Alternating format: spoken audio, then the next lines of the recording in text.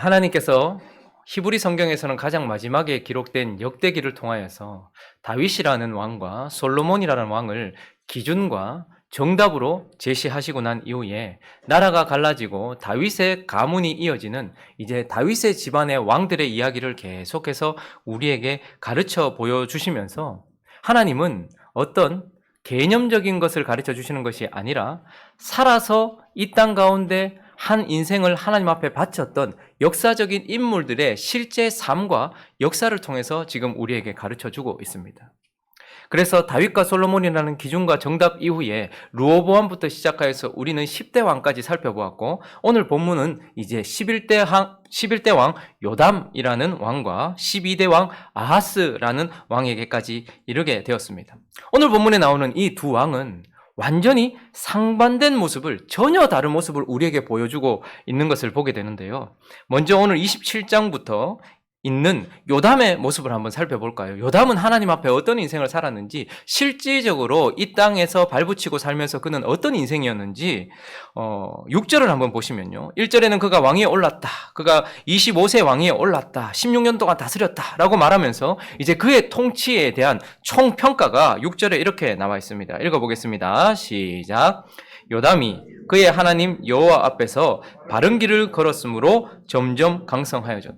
여러분, 요담이 그의 하나님 여호와 앞에서 바른 길을 걸었대요.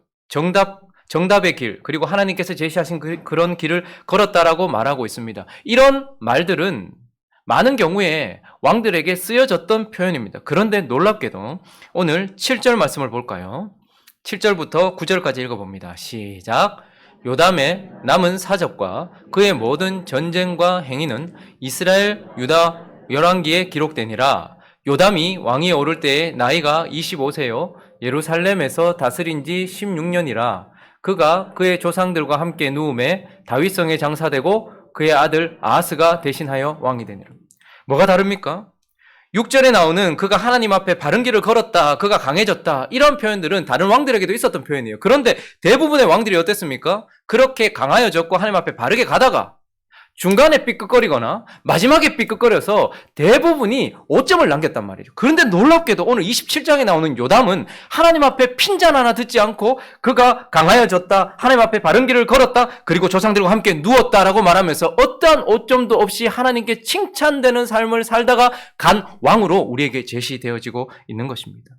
이러한 왕이 사실 유다의 20명의 왕 중에 사실 전무후무해요. 이렇게 하나님의 핀잔 없이 역대기에 끝이 나는 왕. 그런데 오늘 그 이후에 이제 12대 왕, 그의 아들 아하스가 왕이 되었는데요. 이렇게 우리에게 제시된 그 아들, 그 왕의 아들 아하스는 어떤 사람이었는가? 28장 2절에 보실까요? 28장 1절을 한번 읽어볼까요? 시작. 아하스가 왕위에 오를 때에 나이가 20세라. 예루살렘에서 16년 동안 다스렸으나 그의 조상 다윗과 같지 아니하여 여호와 보시기에 정직하게 행하지 아니하고. 사실 아하스의 할아버지 우시아도 52년 동안 통치하면서 물론 마지막에 교만하여서 오점을 남기기는 했지만, 그렇지만 거룩한 왕 중에 하나였습니다. 그리고 그의 아버지 요담은 전무후무할 정도로 핀잔 하나 없이 끝나는 인생으로서 그렇게 제시되었어요. 그런데 그 거룩한 할아버지와 그 위대한 아버지 아래 태어난 아하스가 왕위에 오를 때에, 그것도 어릴 때 오른 것도 아니고 나이가 20세였어요. 배울 만큼 배웠고 자랄 만큼 자랐어요. 그리고 아버지와 똑같이 16년 동안 다스렸는데 다윗과 같지 아니하여 여호와 보시기에 정직하게 행하지 않았다라고 말하고 있어요. 전혀 다른 삶이죠. 그런데 더 멀리 가고 있는 것을 봅니다. 정말 없었던 칭찬이 자기 아버지 요담에게 있었던 것처럼 없었던 더 악함이 이 아하스에게 보여주고 있어요. 2절부터 한번 읽어볼까요? 4절까지 읽습니다. 시작. 이스라엘 왕들의 길로 행하여 바알들의 우상을 부어 만들고 또 흰놈의 아들 골짜기에서 분향하고 여호와께서 이스라엘 자손 앞에서 쫓아내신 이방 사람들의 가증한 일을 본받아 그의 자녀들을 불사르고 또 산당과 작은 산 위와 모든 푸른 나무 아래에서 제사를 드리며 분향하니라. 참으로 이상한 일이 벌어졌습니다. 그가 여호와 보시기에 정직하지 않은 삶을 살았을 뿐 아니고 바알의 우상들을 부어 만들었다라고 말하고 있어요. 그리고 흰놈의 아들 골짜기에서 분향하면서 특별히 가증한 일을 본받아서 그의 자녀들을 불살랐다. 지금 어디까지 가고 있는 것입니까? 아하스가 왜 여기까지 가고 있는 것입니까? 거기다가 산당과 작은 산 위에 모든 푸른 나무 아래서 제사를 드리면서 우상 숭배자로 빠졌다라는 것을 보게 됩니다. 그러니 오늘 우리가 본문에서 살펴보고 있는 11대 왕 요담과 12대 왕 아하스는 정반대의 삶을 우리에게 보여주고 있는데, 우리가 주목해 봐야 할 것은 요담은 이렇게 거룩한 삶을 살았음에도 불구하고 그의 아들 아하스는 그의 삶에는 하나의 오점도 없고 이렇게 9절까지 위대한 하나님의 말씀 아래 이렇게 남겨졌음에도 불구하고 28장으로 넘어가자마자 그의 아들 아하스는 왜 이러한 사람이 되었는가? 왜 우시아와 요담을 이어 일어난 아하스라는 왕은 이렇게 하나님을 떠나고 우상을 숭배하는 우상 숭배자가 되었는가? 우리는 오늘 본문 말씀을 통해서 몇 가지 이유를 살펴보려고 합니다. 거룩한 아버지 아래에서 왜 우상 숭배자의 아들이 나타나게 되었는가? 그 첫 번째는요, 어머니의 부재다라고 하나님은 우리에게 말씀하고 계십니다. 대부분의 20명의 왕들, 유다 왕국에 있었던 왕들은 공이 있고 과가 있어요. 우리 인생과 비슷해요. 완전하다라고 말할 수 있는 사람이 없습니다. 정답으로 제시된 다윗과 솔로몬도 그러했죠. 어쨌든 완전하진 않아도 하나님 앞에 그래도 경건한 삶을 보였고 그렇게 유지를 했으며 큰 과를 범하기도 했지만, 그러나 하나님의 손에 붙들려 산 사람들 대부분은 마치 그 공통적인 수식어를 가지고 있는데요. 멀리 가지 말고 우리가 이 아하스의 할아버지 우시아의 때로 한번 가볼까요? 그래도 52년 동안 통치하면서 그가 교만하여서 나중에 나병 환자가 되긴 했지만, 그러나 대부분 하나님 앞에 아름답게 살았던 이 우시아의 시작점에 가보시면요, 역대하 26장 3절인데요. 자, 한번 보겠습니다. 3절 4절을 한번 읽어보겠습니다. 시작. 우시아가 왕위에 오를 때에 나이가 16세라 예루살렘에서 52년간 다스리니라. 그의 어머니의 이름은 여골리아요 예루살렘 사람이더라. 우시아가 그의 아버지 아마시아의 모든 행위대로 여호와 보시기에 정직하게 행하여. 자, 거룩한, 완전하진 않아도, 온전하진 않아도 거룩한, 그래도 경건한 삶을 살았던 우시아의 시작점에 보면 그가 여호와 보시기에 정직하게 행하였다라고 말해요. 그런데 그 앞에 3절에 뭐라고 표현되어 있는가 하면 그의 어머니의 이름은 여골리아요 예루살렘 사람이더라 라고 말하면서 그 어머니에 대한 언급을 우리에게 보여주고 있는 것을 보게 됩니다. 우시아라는 위대한 왕이 그래도 완전하진 않지만 경건한 삶을 살았다라는 그 앞에 항상 수식 문구처럼 붙는 것이 바로 그의 어머니가 누구였고 그 어머니의 이름이 거기에 등장한다라는 것입니다. 자, 그리고 27장에 한마디 핀잔도 없이 자신의 삶을 하나님 앞에 온전하게 드렸다라고 말할 수 있는 거룩한 왕 요담도 한번 가보시면 1절 2절요. 오늘 본문 말씀 1절 2절을 한번 읽어보겠습니다. 시작. 요담이 왕위에 오를 때에 나이가 25세라 예루살렘에서 16년 동안 다스리니라. 그의 어머니의 이름은 여루사요 사독의 딸이더라. 요담이 그의 아버지 우시아의 모든 행위대로 여호와 보시기에 여기까지 정직하게 행하였으나. 자, 보십시오. 여기도 요담이라는 완전하진 않지만 그래도 경건한 삶을 살았던 요담이라는 사람이 여호와 보시기에 정직하게 행하였다라고 말하면서 1절에 가보시면 또 무슨 수식어가 나옵니까? 그의 어머니의 이름은 여루사요 사독의 딸이더라 라고 말하면서 어머니가 언급되고 있는 것을 보게 됩니다. 자, 그런데 이제 전혀 다른 삶을 살았던 그 거룩했던 할아버지와 그 정결했던 아버지와 전혀 다른 삶을 사는 아하스의 시작점을 한번 가볼까요? 28장 1절을 한번 보겠습니다. 읽어봅니다. 시작. 아하스가 왕위에 오를 때에 나이가 20세라 예루살렘에서 16년 동안 다스렸으나 그의 조상과 같지 아니하여 여호와 보시기에 정직하게 행하지 아니하고. 그가 여호와 보시기에 정직하게 행하지 않았어요. 자, 그런데 어떤 문구가 없습니까? 거룩한 왕, 그래도 정결한 삶을 살았던 사람에게는 수식 문구처럼 붙었던 어머니에 대한 언급이 그에게는 없다라는 것을 우리는 보게 되는 것입니다. 그러니 무엇이 다른 것입니까? 실제로 아하스에게 그의 육신을 낳아준 어머니가 없었겠습니까? 어머니는 분명히 있었을 것입니다. 그런데 아하스의 시작점에는 하나님께서 그의 어머니의 이름이나 그의 어머니에 대한 어떤 언급도 제외시키고 있는 것을 보게 되는 것입니다. 그러니 거룩한 자녀가 일어나는 데 있어서 분명한 것 중에 하나는 바로 그에게 거룩한 어머니가 있었다라는 것이고, 아하스가 일어났던 이유는 거기에 거룩한 어머니에 대한 언급이 없다라는 것을 보게 됩니다. 하나님은 우리에게 자녀를 주실 때, 생명을 주실 때 전문적인 지식을 가지고 있는 그런 여성에게 우리의 자녀들이나 생명을 맡기지 않고, 하나님은 누구에게 맡기셨습니까? 우시아는 예루살렘 여자들아, 여골리아라. 그의 어머니의 이름은 여골리아라. 그가 예루살렘 여자들아, 이렇게 표현하고 있습니다. 그리고 요담의 어머니는 뭐라고 말하고 있습니까? 그의 이름은 여루사요. 그리고 뭐라고 말합니까? 사독의 딸이더라, 이렇게 말해요. 예루살렘 여자라고 표현한 이유는 무엇일까요? 그 어머니의 특징 중에 하나는 예루살렘은 왕의 도성입니다. 예루살렘은 누가 통치하는 곳입니까? 하나님이 세우신 왕을 통하여서 하나님이 통치하시는 하나님의 도성이에요. 그러니까 그 여인이 예루살렘 여자다라고 하는 것은 왕의 통치, 하나님의 통치를 받고 있는 여자였다라는 것을 표현해주고 있는 것입니다. 그는 전문적인 성경적인 지식을 가지고 있다, 이렇게 표현하지 않고 예루살렘 여자로서 하나님 앞에 어떻게 통치를 받으면서 살아가야 하는가, 하나님의 백성으로서 살아가는 여자였다라는 거예요. 하나님의 말씀, 하나님께서 세우신 왕을 따라서 살아가는 여자였다는 말입니다. 그러니까 왕이신 하나님 앞에 어떻게 삶을 살아야 되는지를 보여주는 여자였고, 왕이신 하나님 앞에 삶을 살아갔던 여자였고, 왕이신 하나님 앞에 그의 삶을 살면서 자기의 자녀에게 왕이신 하나님 앞에서 어떻게 살아야 되는지를 보여주고 가르쳐주고 영향을 주던 여자였다라고 말하고 있는 것입니다. 그리고 여루사라는 요담의 어머니는 또 뭐라고 말하고 있습니까? 사독의 딸이다, 이렇게 말합니다. 사독, 위대한 대제사장의 집안의 딸이다, 이렇게 표현하고 있어요. 그러니 그가 참 많은 성경적 지식을 가지고 있었다, 그는 기도를 많이 하는 여자였다, 이렇게 표현하지 않고 여루사는 사독의 딸이었다고 말해요. 제사장은 뭐 하는 사람입니까? 그 집안은 뭐 하는 사람입니까? 하나님을 예배하는 집안이었어요. 그러니까 이 여루사라는 여자는 하나님 앞에 예배자로서 살아가던 여자라는 거예요.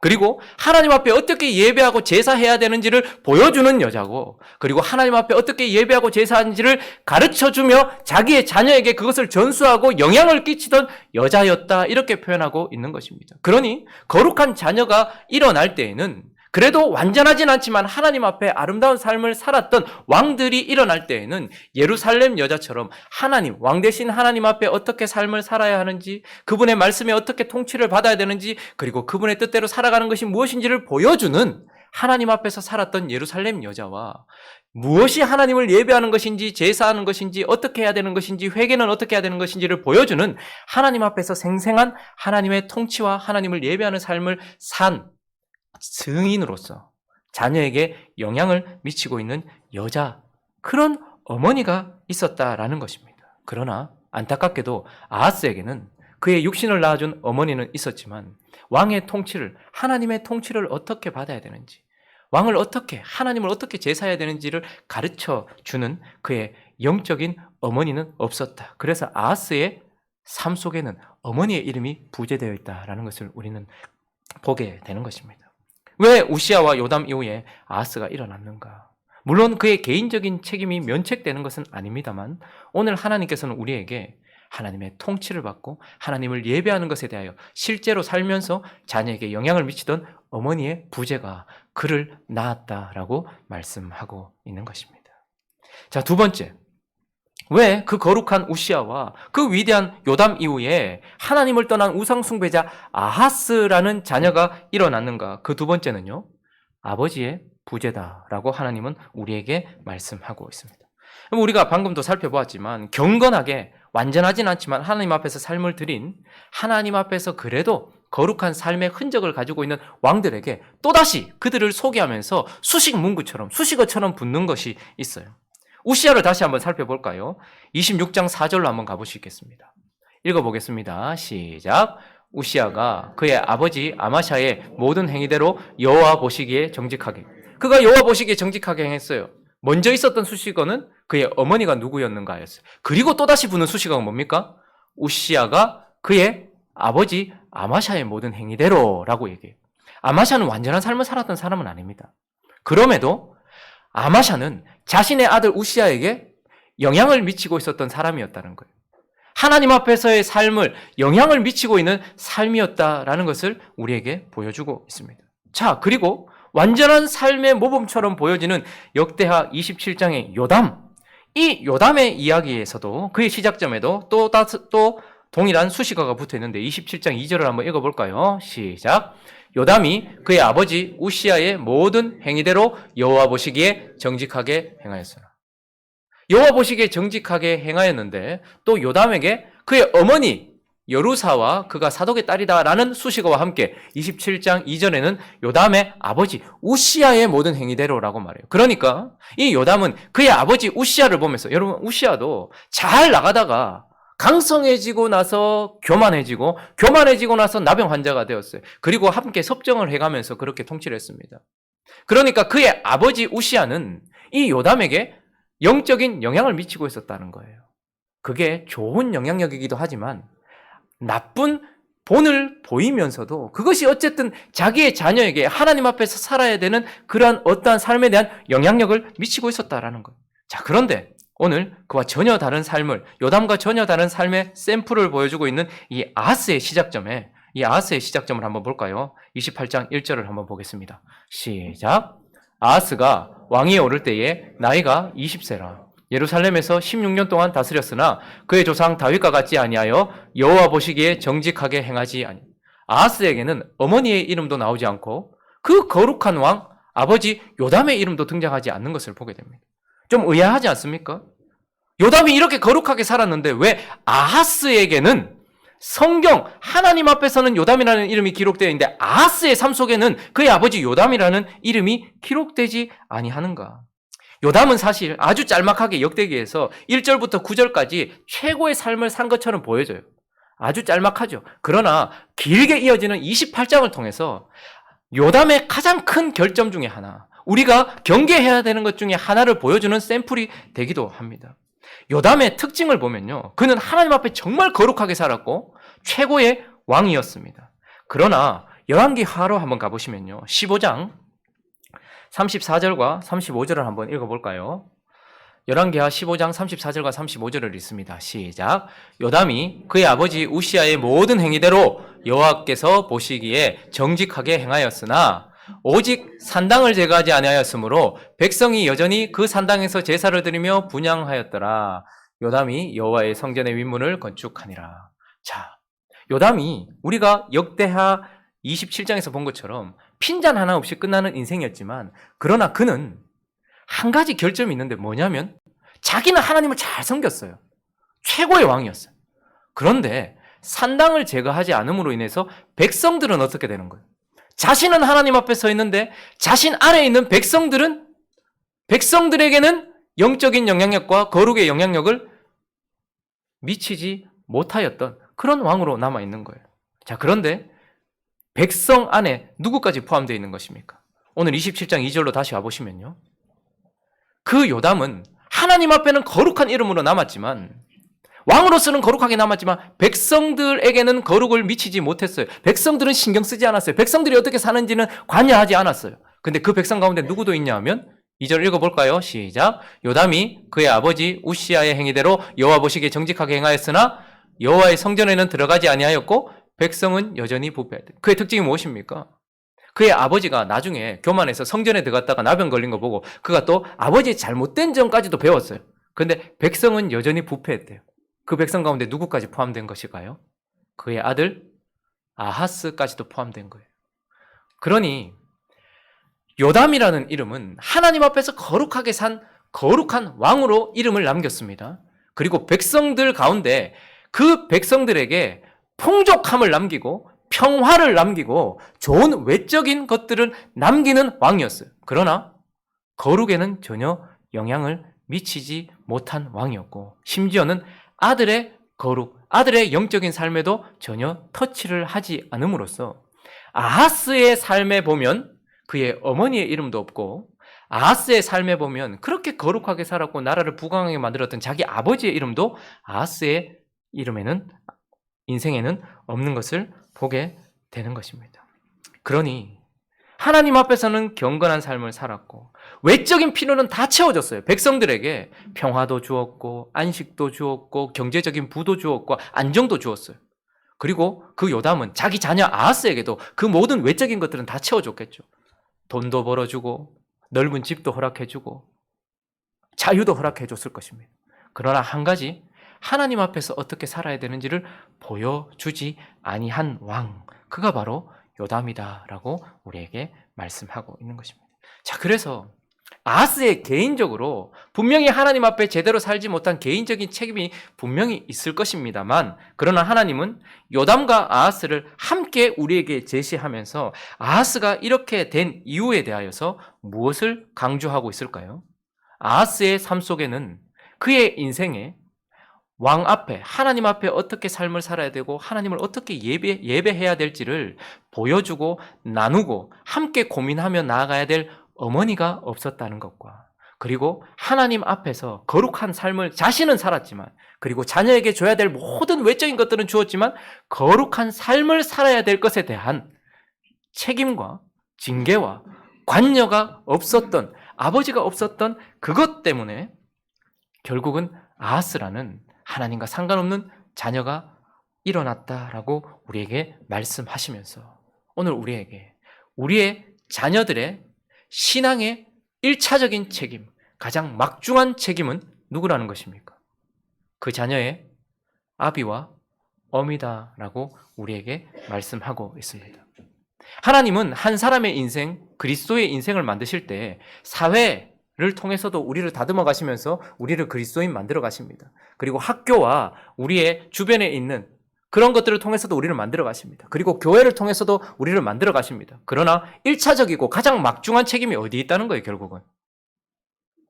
가정에 있으며 부모에게 있다라고 우리에게 말씀하고 있습니다. 그래서요, 유대인들은 결코 자기 자녀의 신앙 교육에 있어서 남에게 맡기지 않습니다.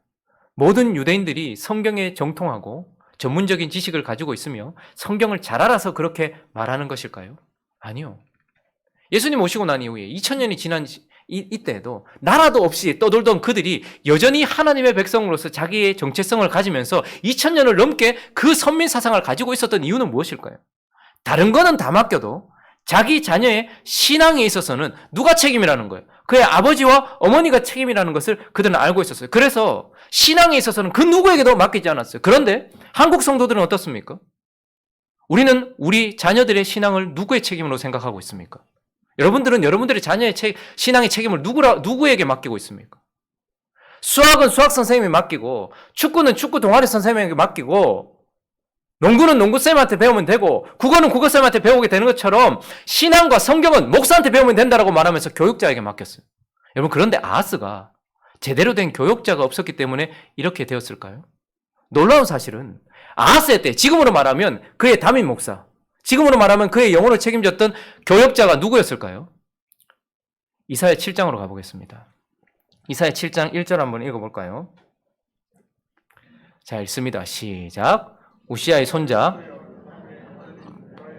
아하스 왕 때에 아람의 르신 왕과 르말리아의 아들 이스라엘의 베가 왕이 올라와서 예루살렘을 쳤으나 능히 이기지 못해. 자, 이사야 말씀이 선포되는 가운데 지금 누구 때라고 말하고 있습니까? 아하스 때라고 말하고 있죠. 자, 그런데 그때에 3절이 있습니다. 시작.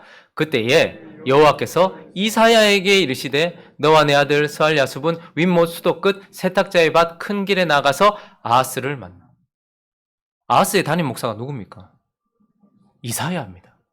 성경의 선지자 중에 가장 긴 예언을 했던 대선지자 중에 대선지자, 하나님 앞에 최고의 선지자라고 말할 수 있는 목회자 이사야가 아하스의 담임 목회자였어요.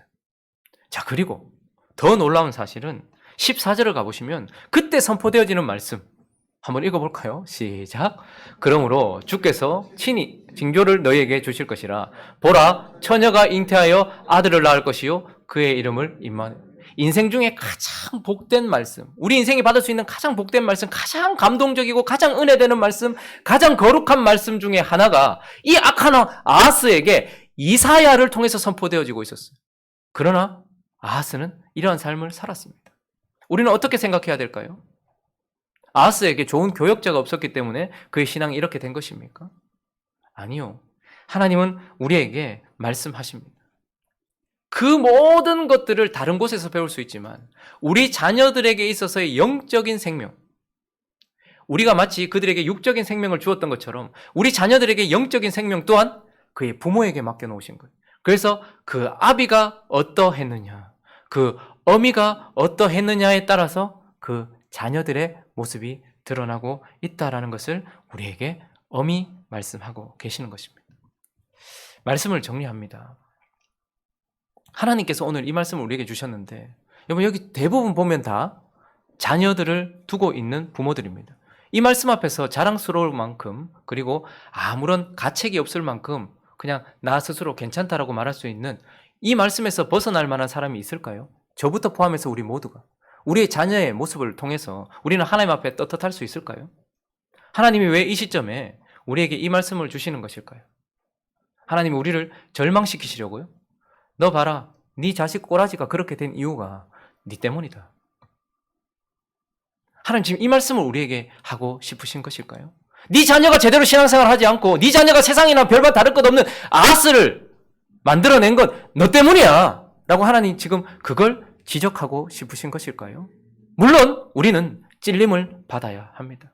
그러나 참으로 감사한 것은 여기 앞에 서 있는 저도 사실은 우리 아버지로부터 어머니로부터 예수의 예자도 듣지 못했던 안모태입니다. 집안 전체에 예수 믿는 사람 한 명도 없었던, 그러나 하나님은 하실 수 있으시더라고요. 그런 사람을 목사로 만드실 수 있는 분이죠. 그렇기 때문에 우리는 또 아유 그래 맞다 하나님이 하시는 거지 라고 면책되는 것입니까? 아니요. 하나님은 지금 우리에게 무슨 말씀을 하고 싶으신 것일까요? 아하스가 일어난 이 시점에는 정죄예요. 사실은 요담에 대한 정죄입니다. 아하스에게는 호적상의 어머니의 이름과 아버지의 이름은 있었지만 영적인 아버지와 어머니의 이름이 없었다라고 지금 요담을 지적하는 겁니다. 그러나 우리에게 지금 이 말씀을 주시는 이유는 무엇일까요? 우리는 아직까지 요담처럼 아하스를 떠난 인생이 아니고 여전히 자녀들 옆에 남아있기 때문에 기회를 주시는 것입니다. 지금이라도 우리가 왕을 어떻게 섬겨야 되는지, 하나님을 어떻게 섬겨야 되는지, 하나님을 어떻게 예배해야 되는지, 내가 완전하진 않아도 그것을 애쓰고 수고하고 넘어지기도 하고 하면서 그런 것들을 영향을 미치는 부모가 되어주고 어미가 되어주고, 내가 완전한 삶은 아니었지만 하나님께 꾸중을 받기도 하고 경책을 받기도 하고 나병에 걸리기도 했지만 그러나 하나님 앞에 어떻게 살아야 되는지를 그래도 영향을 미치는 아버지가 지금이라도 되라고 하나님께서는 우리에게 말씀을 하시는 것입니다. 하나님께서 지금 전폭적으로 회복의 기회를 우리에게 주고 계신다는 것은 코로나를 통해서 보게 됩니다. 코로나가 우리 모두를 멈추게 했지만 자세히 들여다보십시오. 이 코로나 때문에 이제 교회는 본질적인 것 하나 빼고는 모두 멈추게 되었습니다. 행사, 이벤트, 밖으로 하던 우리 모든 것들은 다 멈추고 오직 뭐만 남아있습니까? 말씀 선포만 남아있습니다. 지금 하나님이 우리에게 지금 뭘 주시는 걸까요? 회복을 시키시는 걸까요? 그리고 또 한 가지, 연말에 모든 모임을 취소하십시오. 제발 좀 그렇게 해주십시오. 나라가 싹싹 빌면서 우리에게 말하고 있어요. 하나님이 나라를 통해서 우리에게도 말씀하고 있어요. 그 모든 모임들은 다 취소돼요. 그런데 뭐만 남았습니까? 가족끼리 모이는 것만은 하나님이 허락하십니다. 부부가 함께 있을 수 있도록, 부모 자녀가 함께 있을 수 있도록, 모든 모임은 폐해져도 가족 모임은 살아있을 수 있도록 하나님께서 하시면서 어쩌면 하나님이 이 코로나를 통해서 이 사회를, 이 나라를 변화시키기 위하여서 교회가 바뀌어야 되고, 이 교회가 바뀌기 위해서 우리가 초점을 맞춰야 될 것이 무엇인지를 지금 가르쳐주고 계시는지도 모릅니다. 그것은 무엇입니까? 교회를 변화시키기 위하여 가정이 바뀌어야 된다는 거예요. 그래서 하나님은 모든 것 다 멈추게 하시지만 가정에서 있을 수 있도록 하나님께서 하시는 것 아니겠습니까? 그래서 우리는 이제 하나님께서 이렇게 전폭적으로 우리에게 딱 지정해서 뭘 집중적으로 해야 되냐, 이 기간 동안 가정을 회복하고 자녀들에게 거룩한 아비 어머니로서의 모습을 회복하고 관계를 회복하라고, 그렇게 가정이 회복되면 코로나도 어느덧 뒤로 물러갈 것이고 회복된 가정에 있는 우리 공동체들이 교회에 나와서 교회를 회복시킬 것이고 회복된 교회 공동체들이 사회를 회복하게 될 것이라고 우리에게 말씀하는 것 아니겠습니까? 그러니 오늘 이 말씀을 마치면서 우리는 한 가지 다짐을 했으면 좋겠습니다. 먼저는 우리에게 찔림이 있었으면 좋겠어요. 내 자녀가 하나님 앞에 아하스는 아닌지, 나는 요담을 생산해내지 못하고 요담을 키워내지 못하고 나는 아하스를 키워낸 건 아닌지 먼저 하나 찔림이 있었으면 좋겠고, 그러나 이 말씀을 소망으로 삼아서 이제 우리가 이 코로나 시대에 하나님께서 집중하게 하시는 이 가정을 회복하기 위하여, 그래서 가정 예배가 회복되기를 다짐하면서 이 말씀을 마쳤으면 좋겠어요. 이제 우리가 가정 예배를 회복해야 되지 않겠습니까? 하나님은 우리가 이렇게 모여서 예배하는 것도 지금 계속 흩으세요. 물론 우리가 때를 쓰면서 하나님 공적으로 모여서 예배하겠습니다, 물론 좋은 거예요. 그러나 하나님이 더 많은 시간 가정에 우리를 너무 묶어두고 계세요. 이제 거기서 교회에서 공적으로 형식 안에 예배하던 우리의 예배가 가정에서도 드려져야 되지 않겠습니까? 부부 가운데서도 예수 그리스도가 나눠져야 되지 않겠습니까? 부모 자녀 가운데서도 예수 그리스도에 대하여 나눠져야 되지 않겠냐, 이 말입니다. 그러니 이제 가정 예배를 회복하기를 다짐했으면 좋겠어요. 그런데 가정 예배가 회복되는 게 쉬운 일이 아니잖아요. 노력이 필요하잖아요. 가정 예배를 회복하기 위해서는 가정이 회복돼야 돼. 가정이 회복돼야 예배가 회복되잖아요. 여러분 한번 생각해 보세요. 어떤 여집사님이 전화 와가지고 너무 지금 우리 가정이 예배를 드리고 싶다고, 예배가 사모되어진다고, 그래서 근데 좀 예배를 좀 인도해 줬으면 좋겠다고 집에 갑니다.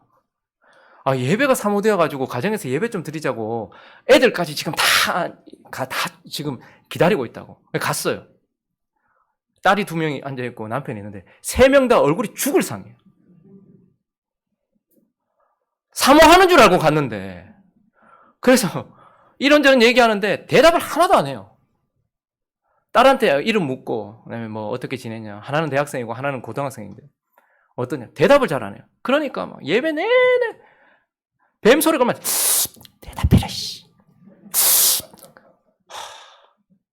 예배를 사모하는 사람은 그 엄마밖에 없었어요. 근데 놀라운 사실은 애들은 지금 이게 싫은 게 아니고, 그 남편도 싫은 게 아니라 어색한 거예요. 부부끼리 한번 대화도 잘 안 해봐놓고, 부모 자녀 간에 모여서 대화도 잘 안 해봐놓고, 거기다 갑자기 예배를 도입한 예수님이 오시니 얼마나 어색합니까? 거기 목사가 가는데 제가 있으니까 얼마나. 그래서 자, 말씀 보겠습니다. 마태복음. 남편은 마태복음이 신약에 있는지 구약에 있는지도 몰라요. 그러면 아내가 찾아줘야 되는, 계속 초점은 남편한테 되는 거예요. 찾아라, 신약이다. 자, 교독하겠습니다. 제가 말을 잘못한 거죠. 합독을 했었어야 되는데 교독하겠습니다 했는데 저는 1절을 읽었는데 2절이 안 나와요. 이 여자분도 계속 남편하고 읽어라. 예배 내내 뱀소리만 나다가 제가 깨달은 게 있습니다. 집사님, 가정 예배를 회복하고자 하는 그 귀한 마음은 마음에 깊이 담아두시고 버리지 마십시오. 근데 가정이 먼저 회복돼야 될 것 같습니다. 남편하고 두 분이서 대화한 지가 언제입니까? 자녀들의 삶에 대하여 물어본 지가 언제입니까? 자녀들한테 한 번 대화도 안 걸어놓고 갑자기 앉혀놓고 찬송가 부르고 기도하고 하니까 이게 됩니까? 여러분들은 어떠십니까? 새벽 예배를 마치고 여러분들이 말씀을 듣고 난 이후에 아내나 남편과 같이 예배에 대하여, 말씀에 대하여 나누십니까? 한 주 동안 살면서 어떤 일이 있었는지, 최소한 못해도 일주일에 뭐 금요일 저녁이라든지, 우리는 토요일 날 새벽이 없으니까요. 금요일 저녁쯤에 이번 한 주 내내 나는 이런 삶이 살았고 그때 이런 마음이었고, 아 그랬구나 라고 마음을 나누는 그런 시간이 있습니까? 주일날 예배를 드리고 난 이후에 들었던 말씀을 가지고서 아내와 남편이 그런 대화하는 것이 있습니까? 그런 것이 전혀 없는 상황에서 거기다가 예수님을 앉혀놓고 뱀소리 내면 되겠냐, 이 말입니다. 자녀들은 지금 이미 마음이 닫혀있는 분들이 많을 겁니다. 그러니 성경을 읽으라, 너 한 주 동안 어떻게 살았냐, 대답 안 하겠죠. 그러면 어떻게 해야 될까요? 내 삶을 먼저 나눠야 되지 않겠습니까? 아빠가 한 주 동안 살면서 완전하진 않았지만 그래도 기도도 좀 하고 했는데 또 욕하고 또 화냈대. 내가 그 사장 너무 열받아가지고 내가 한 대 치고 싶었대. 아빠 이 다짐하는 게 잘 안 되네. 좀 위에서 기도해 줄래? 그저께 갑자기 유나가 저를 정죄하는 거예요. 아빠는 아빠가 하지 말라 해놓고 왜 아빠가 해요? 제가 TV에 나오는 어떤 그 노래를 들으면서 저거 좀 영적으로 안 좋은 것 같아서 그거 따라 부르지 말라고 했거든요. 근데 저도 모르게 그거 따라 부르고 있어요. 그러니까 갑자기 주하고 유나가 저를 정죄하면서 그렇게 하더라고요. 그때 어떻게 해야 될까요? 이게 네 부모한테 이게 아니라, 그래, 아빠도 그거 안 하려고 했는데 자꾸 듣다 보니 좋네. 아빠 안 하려고 노력하는데 주아야 기도 좀 해줘. 오늘도 예배를 드리고 나서 가면 묻겠죠. 애들하고 앉아서 잠깐. 여러분, 공예배의 미덕은 형식에 있습니다. 저와 여러분들이 깨끗하게 옷을 차려입고 주어진 예배의 형식대로 함께 모여 성도들이 함께 예배 드리는 것이 공적인 예배의 미덕입니다. 그러나 가정 예배의 미덕은 무엇일까요? 자유로움입니다. 방탕함이 아니고요. 옷도 함부로 입고 이게 아니라 자유로움입니다. 그래서 유대인들은 식탁에서 예배했습니다. 밥을 먹으면서, 그리고 식사를 하고 난 이후에 차를 마시면서. 그러니 이제 우리도 금요일이나 토요일이나 주일쯤에는 한 번, 최소한 일주일에 한 번이라도 아내가 어떤 마음을 가지고 한 주를 살았는지, 남편은 어떤 삶을 살았는지, 그렇게 시간이 지나면서 그게 익숙해지면 자녀들에게도 맛있는 거 하나 만들어가지고 그냥 밥 먹고 헤어지고 이럴 수도 있겠죠. 그러면서 대화를 이어가면서 그렇게 아빠는 이렇게 했어, 엄마는 이렇게 했어, 그렇게 하다가 이제 가정 예배를 도입하는 거죠. 가정 예배가 어려운 것 아닙니다. 오늘 만약에 집에 가서 가정 예배를 한다면 집에 돌아가셔서 식사하시고 그리고 앉아서 뭐 하면 될까요? 잠깐 앉아보자 우리. 오늘 예배 드리면서 오늘 본문 말씀 우리 다시 한번 읽어볼까? 다시 한번 읽고 찬송 앞에 부르면 좋겠죠. 그런데 그런 형식이 꼭 매일 필요가 있겠습니까? 오늘 말씀 우리 다시 한번 읽어보자. 요담은 어떤 사람이었지? 아하스는 어떤 사람이었지? 아, 그랬네. 자, 그러면 오늘 말씀 들으면서 너는 어떤 생각이었어? 자녀가 대답하겠습니까? 안 하겠죠. 근데 아빠는 오늘 이랬어. 아빠는 요담보다도 못했어. 아빠는 너에게 영적인, 난 돈만 벌어주면 된다고 생각했는데 그게 아니더라. 아빠의 실수까지도 너의 영적인 삶에 유익이 된다면 내가 영적인 이야기를 너하고 좀 나눴어야 되는데 그렇게 하지 못했어. 미안하다. 같이 기도하자 할 때 자녀가 기도하겠습니까? 상처받은 부인이나 남편이 기도하겠습니까? 안 하면 나 위해서 좀 기도해 주라. 나 당신한테 잘하려고 했는데 잘 안 됐어. 이번 주는 그래도 할 수 있도록 좀 그렇게 기도해 주라. 그러면서 가정의 예배가 회복되어서 공적으로 형식 안에 드리던 교회에서의 예배가 이제 우리의 대부분의 시간을 있게 한 가정에서 예수 그리스도가 그곳에서 함께 좌정하시고 함께 예배 드릴 수 있는 공동체, 그게 되어야 되지 않겠습니까? 이 코로나 기간 동안 하나님은 우리에게 기회를 주고 계십니다.